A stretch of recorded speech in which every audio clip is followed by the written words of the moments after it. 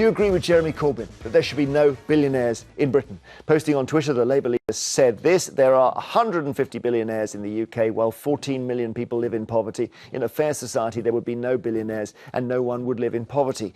One of Corbyn's allies has also called for billionaires to be driven out of the country. Speaking on Radio 5 Live to Emma Barnett, Lloyd Russell Moyle said the UK economy should not work for the rich.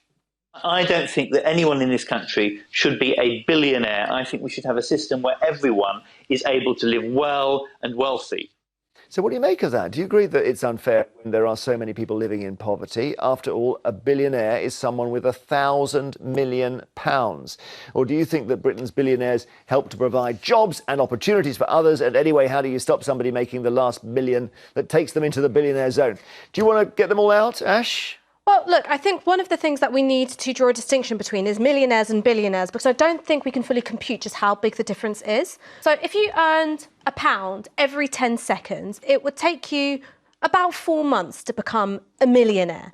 If you earned £1 every 10 seconds, it would take you 310 years to become a billionaire. Okay, so 4 months versus 310 years. Okay. So that is a huge difference. And then you've got to ask yourself the question of how it is people become billionaires. Either it's inheritance or it's controlling a monopoly. So either you've got access to a resource like minerals or steel or oil, and you're able to help control the prices that restrict access for other people, or like in the case of Mike Ashley or Jeff Bezos, who's the Amazon owner, it's through exploitation. So the reason why you're able to have $1 billion is because your workers are on poverty wages. I must call Angela in because she shook her head through most of that. Yeah. No, I've just got a bit of indigestion. No, that's not true. What you just I heard. did after listening to that. Let's put this into context. First of all, there are 151 billionaires in the UK. So if they drive them out, you know, you're lucky if you get a cinema filling with that number of people on a Saturday night these days. I think I loathe the idea that wealth is a dirty word, OK? Amongst all the things that you've just said, we've not talked about all the aspiration and the drive and the hard work that has led people to become very, very successful. I hate throwing statistics around, but I'm going to throw this one around. It was in the Sunday Times Rich list, and it found that 94% of the top 1,000 entrepreneurs were self-made. So what are you supposed to do? Are you supposed to have a brilliant idea or have an idea about creating something, hang on a second, and not do it because Jeremy Corbyn will drive you out of the country? Now, wealth can do a lot of good things. It's not a zero-sum game. It creates jobs. It encourages enterprise. Ash wants to come back in. Hang on. 1% of people pay 27% of the tax. It creates opportunities.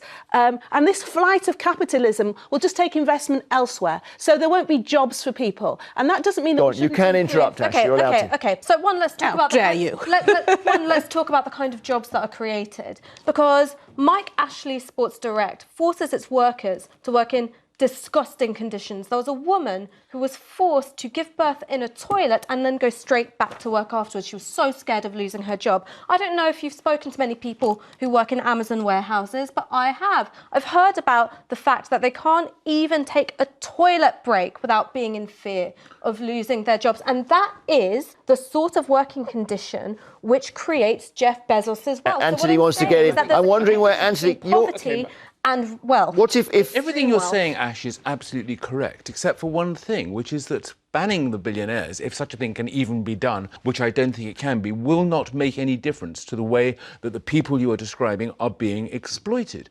And I think the real problem with this is to try and turn billionaires into bogeymen, which is what this is doing, is, I think, misplaced. I know some billionaires who are not like you described. I've never met one. Who are actually very philanthropic and who spend a great deal. Look at, one could talk about, you know, the J.K. Rowlings of this world, who stopped being a billionaire simply because she gave away 16% of her wealth to charity. And there are billionaires who are actually doing a great deal of good. I think what's happened, and I blame largely the Sunday Times for this, ever since that damned rich list started getting published every year, we start start judging people simply on a figure attached to their name. Millionaire, billionaire, however much money they've got. People are different, and I think that to try and put them all into one basket in this way is not helpful. Can I ask a very quick question? Yes. Do you think it's fair that Warren Buffett pays a lower proportion of his income in tax than his secretary? Do you think it's good that Bill Gates puts £28 billion of his fortune into fighting malaria in the third world? I've got an answer for that. Back of the net. Which is, I do not think that billionaires should be able to just distribute their largesse at will. I think that a tax system which takes their income and puts it back into the society, which creates the workforce, which produces their wealth, is a fairer way to do it. Do you worry, though, you'll get the Jim Ratcliffe situation? Now, he's got 18.15 billion. He gets to the number 3 in the famous rich list. He's 18,000 million, this guy. There he is. And he just decides he doesn't like the tax environment here. Leaves. So I think we should call some of their bluff on this, because there's been all this business about if Jeremy Corbyn gets into power, all these billionaires will flee. Well, actually, the tax increase that Jeremy Corbyn is proposing that would affect them is still lower than 2010 levels. So I think let's call their bluff on this. If you were happy here before 2010, why wouldn't you be happy in 2020 under a Jeremy Corbyn-led government? Because Jeremy that's Corbyn number one. doesn't want you to You've exist. got a lifetime. No. So I also think, as much as I love this show, and God help me, I love you all, that was an unfair representation of Lloyd Russell Moore's quote. So he wasn't saying drive them out of the country. What he was saying is having a more robust redistributive method so that wealth doesn't get hoarded at the top at the expense of people at the bottom. Why not say we've got 150 billionaires, why can't we have 15,000? Isn't that a more positive thing? If Corbyn said, let's have 15,000 billionaires? Because you have to look at what it is that makes people rich. The youngest This is where we disagree. Well, this is absolutely where we disagree. And it comes back to the figure of the self-made man. You have people... No such thing as a self-made billionaire. It's other people's work that makes people rich. So what about... That isn't quite true. It's not true. I think there are... you could be arguing about the fact that lots of people are making money out of money. They're not doing anything particularly useful. The hedge fund managers, some of whom got mentioned on that list, have simply made themselves extremely rich. You might be a billionaire. What? You might be a billionaire sitting here. I've never asked you about it. Of course I'm a billionaire. Well, wait. But if Anthony became a billionaire, would you accept he was a self-made man? No, I would say that... No. Would you accept That's the question, is how would you prevent me becoming a billionaire? Sorry, on that.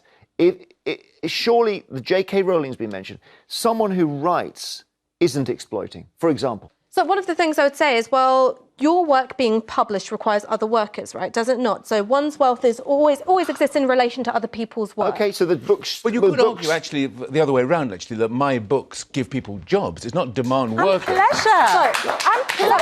The enormous amount of pleasure. Raising the literacy. Let Ash speak, yeah. Hang on. But someone, again, and I go back to Jeff Bezos, I go back to Mike Ashley, because that is a more realistic example of how wealth is hoarded at the top at the expense of workers at the bottom. Now, if all the workers who produced your books were able to enjoy a quality of living which was decent, which was pleasurable... How do you know that? And you had... Wait, hang on a second. And you had... billions. The next question for me would be, what does that billion buy you in terms of access to political power that other people don't? So for me, it's about how do you make everything fair across the board? It's not just saying, let's slash billionaires and, cut them off at the, whatever.